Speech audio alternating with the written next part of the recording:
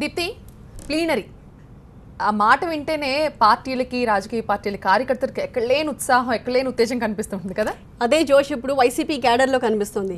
Because after long gap plenary నిర్వహిస్తున్నారు, అది కూడా ఏపీ రాజధాని ప్రాంతంలో. అది కూడా ముందస్తు ఎన్నికల ఊహాగానాల నేపథ్యంలో ఈ ప్లీనరీకి చాలా ప్రాధాన్యం ఏర్పడింది. అందుకే పార్టీని ఎలాగైనా బలోపేతం చేయాలని పార్టీ తీర్మానించుకుంది. ముందస్తు ఊహాగానాల నేపథ్యంలో వైసీపీని బలోపేతం చేసేందుకు పార్టీ నాయకత్వం చర్యలు ప్రారంభించింది. చాలా కాలం తర్వాత పార్టీ ప్లీనరీ నిర్వహించేందుకు సన్నాహాలు చేస్తోంది. అది కూడా రాష్ట్ర స్థాయి ప్లీనరీని విజయవాడలో నిర్వహించబోతోంది. నియోజకవర్గం, జిల్లా, రాష్ట్ర స్థాయిలో ప్లీనరీలు జరుగుతాయి. ఈ నెలాఖరు వారంలో అన్ని నియోజకవర్గాల్లో సభలు ముగుస్తాయి. జూన్ 19, 20, 21 తేదీల్లో జిల్లా స్థాయి ప్లీనరీలు జరుగుతాయి. ఆఖరుగా రాష్ట్ర స్థాయి ప్లీనరీ జూన్ 5వ తేదీన విజయవాడలో నిర్వహిస్తారు. 2 రోజుల పాటు జరిగే రాష్ట్ర ప్లీనరీకి ఏపీ, తెలంగాణ రాష్ట్రాల నుంచి మొత్తం 13,000కు పైగా ప్రతినిధులు హాజరవుతారు. ప్లీనరీ నిర్వహించే ప్రదేశంపై పెద్ద ఎత్తున చర్చ జరిగిన తరువాత విజయవాడను వేదికగా నిర్ణయించారు. ప్రభుత్వం ఇచ్చినటువంటి వాగ్దానాలు ఉన్నాయి, వాళ్ళ వైఫల్యాలు ఉన్నాయి.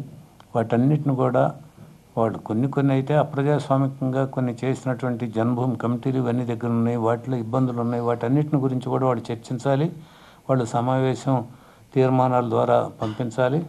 వాటన్నిటిని కూడా మేము ఈ విజయవాడలో జరిగేటువంటి ప్లీనరీలో వాటన్నిటిని హైలైట్ చేస్తూ మాట్లాడేదానికి వివిధ తీర్మానాలు మేము కూడా ఇక్కడ రూపొందిస్తూ ఉన్నాం. వీటన్నిటిని దృష్టిలో పెట్టుకొని మేము రూపొందిస్తాం. అటు నియోజకవర్గ స్థాయిలో వచ్చేటువంటి అభిప్రాయాలు, జిల్లా స్థాయిలో వచ్చేటువంటి అభిప్రాయాలను దృష్టిలో పెట్టుకొని మేము రాష్ట్ర స్థాయిలో కొన్ని ఎజెండా కొంత తయారవుతుంది.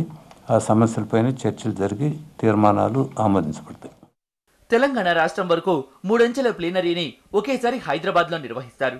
రాష్ట్ర విభజన తర్వాత జరుగుతున్న ప్లీనరీ కావడంతో భారీ ఎత్తున నిర్వహించేందుకు ఏర్పాట్లు చేస్తున్నారు.